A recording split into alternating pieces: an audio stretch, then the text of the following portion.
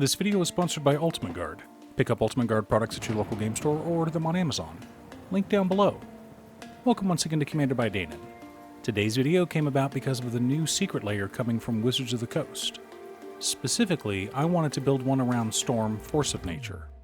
I also wanted to use all of the cards that came in her bundle.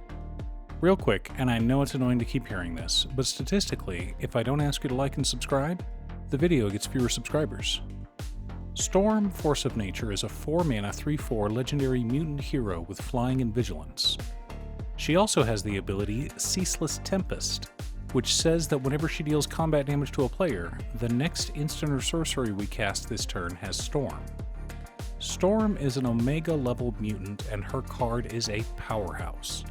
Giving the ability for any instant or sorcery we cast to have Storm is kind of nuts. But Storm is something we need to set up. So this deck is designed for us to cast a bunch of spells prior to our combat turn, then cast a spell afterwards that our opponents won't like seeing. Now, at the time of recording, Storm was pre-ordering for $65. Due to that, we won't be building a budget list today. Apologies to your wallet. In order to build a functional commander deck, you need lots of different pieces, which is why I try to rely on my handy-dandy checklist.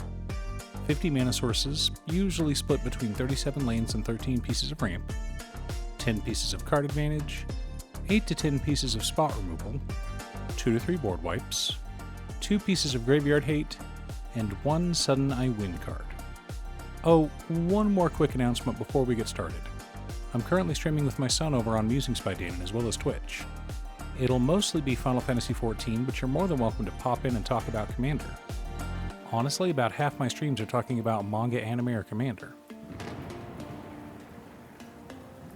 For lands, we're running Command Tower, Exotic Orchard, Misty Rainforest, Scalding Tarn, Wooded Foothills, Verdant Catacombs, Flooded Strand, Arid Mesa, Ketria Triome, Breeding Pool, Steam Vents, Stomping Ground, Rejuvenating Springs, Training Center, Spire Garden, Dreamroot Cascade, Stormcarved Coast, Rockfall Vale, Hinterland Harbor, Sulphur Falls, Rootbound Crag, Hedge Maze, Thundering Falls, Commercial District, 2 forests, 2 islands, and 2 mountains. Nice and simple. For mana ramp, we've got Stormkiln Artist, Birgi, God of Storytelling, Soul Ring, Arcane Signet, Goblin Electromancer, Stormcatch Mentor, Prop Rotation, Nature's Lore, 3 Visits, Farseek, Rampant Growth, Cultivate, and Kodama's Reach. But since we're a Storm deck, we've also got a pretty good ritual package consisting of Manamorphose, Jeska's Will, Lotus Petal, Desperate Ritual, Seething Song, Pyretic Ritual, and Mana Geyser. Gotta up that storm count somehow. Our card advantage package consists of Underworld Breach, Mystical Tutor, Windfall, Wheel of Misfortune, Archmage Emeritus, Rhystic Study, Frantic Search, Spellseeker, Eternal Witness, Teferi's Ageless Insight, and Echo of Eons. But since we're trying to storm off, we've also got a cantrip package in Enter the Enigma, Noxious Revival, Gataxian Probe, Brainstorm, Growth Spiral, Opt, Expedite, Consider, Ponder, Preordain, and Explore. Exactly what we need. For interaction and spot removal, we're running Lightning Bolt, Ice Storm, Snap, Deflecting Swat, Fierce Guardianship, Narset's Reversal, Veil of Summer, Negate, Counterspell, Flusterstorm, An Offer You Can't Refuse, Into the Floodmaw, Beast Within, and Grape Shot. Lots of ways to protect ourselves and destroy our opponents. For board wipes, we've got Cyclonic Rift and Delayed Blast Fireball.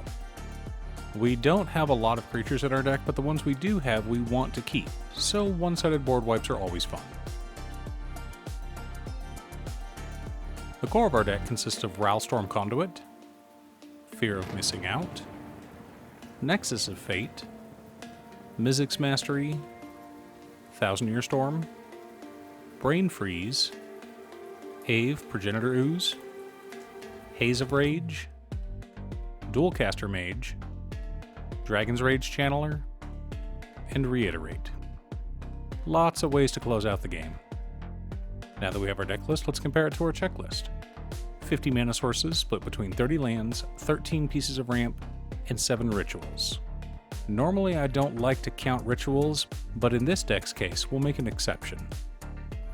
11 pieces of card advantage plus 11 more cantrips, 14 pieces of interaction, 2 board wipes, 1 piece of graveyard hate in Echo of Eons, several sudden I win cards, but Underworld Breach is key in several of our combos.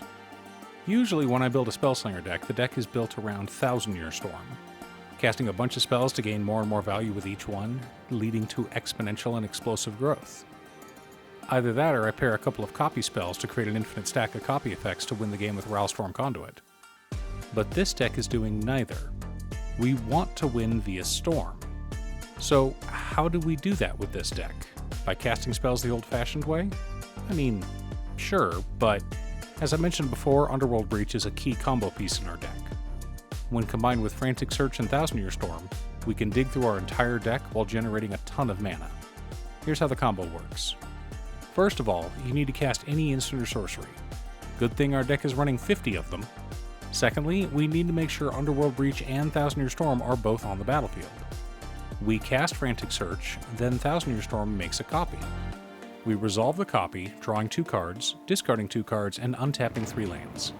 We then tap those lands again, then resolve the original Frantic Search, drawing 2 cards, discarding 2 cards, and untapping 3 lands.